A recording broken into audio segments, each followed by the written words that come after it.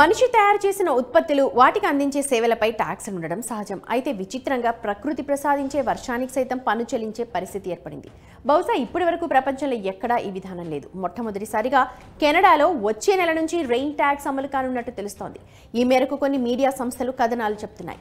అసలు కెనడా ప్రభుత్వం ప్రకృతి సహజంగా ప్రసాదించే వర్షంపై ప్రజలపై ఎందుకు ట్యాక్స్ విధిస్తోందో తెలుసుకుందాం. మీడియా కథనాల ప్రకారం టొరంటో నగరంతో పాటు దాదాపు కెనడా మొత్తం తుఫాను నీటి నిర్వహణ ప్రభుత్వానికి పెద్ద సమస్యగా మారింది.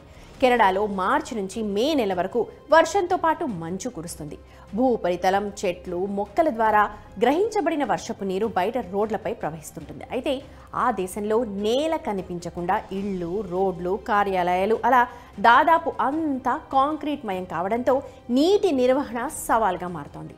కెనడాలో తుఫాన్లు ఎక్కువగా వస్తుంటాయి. అది సమస్యను మరింత పెంచుతోంది. దాంతో ప్రజల రోజువారీ కార్యకలాపాలు చాలా దెబ్బతింటున్నాయి. ఈ పరిస్థితిలో స్థానికులు ఇబ్బందులను దృష్టిలో పెట్టుకుని ప్రభుత్వం ఓ నిర్ణయం తీసుకుంది. నీటి వినియోగదారులు, ఆసక్తిగల పార్టీల సహకారం, ఎన్జీఓలతో తుఫాను నీటి నిర్వహణను పరిష్కరించడానికి ప్రభుత్వం smart water charge, water service charge consultation ప్రోగ్రామ్ని ప్రారంభించింది.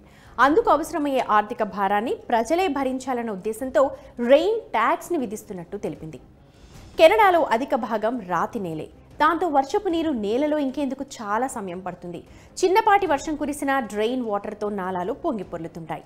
ఈ సమస్యను రన్ ఆఫ్ అంటారు. దీన్ని అధిగమించేందుకు ప్రభుత్వం ప్రత్యేక మురుగునీటి పారుదల వ్యవస్థ స్మార్ట్ వాటర్ ఛార్జ్ని ప్రారంభించింది. ఈ విధానం ద్వారా సేకరించిన అదనపు నీటిని బయటకు తీస్తారు.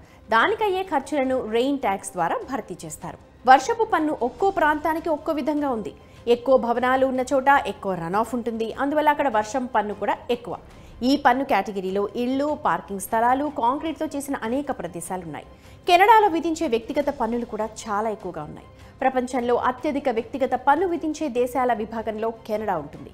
తాజాగా వర్షపు పన్ను ప్రజలపై మరింత భారం మోపేలా ఉందని స్థానికులు అభిప్రాయపడుతున్నారని మీడియా కథనాలు తెలుపుతున్నాయి. అయితే అద్దెళ్లలో నివసించే వారిపై ఈ పన్నుని విధిస్తారా లేదా అనేది ఇంకా క్లారిటీ లేదు. కెనడా ప్రభుత్వం తీసుకున్న ఈ నిర్ణయానికి వ్యతిరేకంగా చాలా మంది నిరసనలు వ్యక్తం చేస్తున్నారు. నగరంలో భవనాలు, కార్యాలయాలు, హోటళ్లు, రెస్టారెంట్లు, అనేక ఇతర ప్రదేశాలున్నాయి. టొరంటో ప్రజలు ఇప్పటికే నీటిపై పన్ను చెల్లిస్తున్నారు. ఇందులో తుఫాను నీటి నిర్వహణ ఖర్చు కూడా ఉంది అని కొందరు చెబుతున్నారు. నీటి పన్నుతో పాటు ప్రత్యేకంగా రెయిన్ ట్యాక్స్ విధించడం పట్ల ప్రజల నుంచి విమర్శలు వస్తున్నట్టు కొన్ని కథనాలు చెబుతున్నాయి.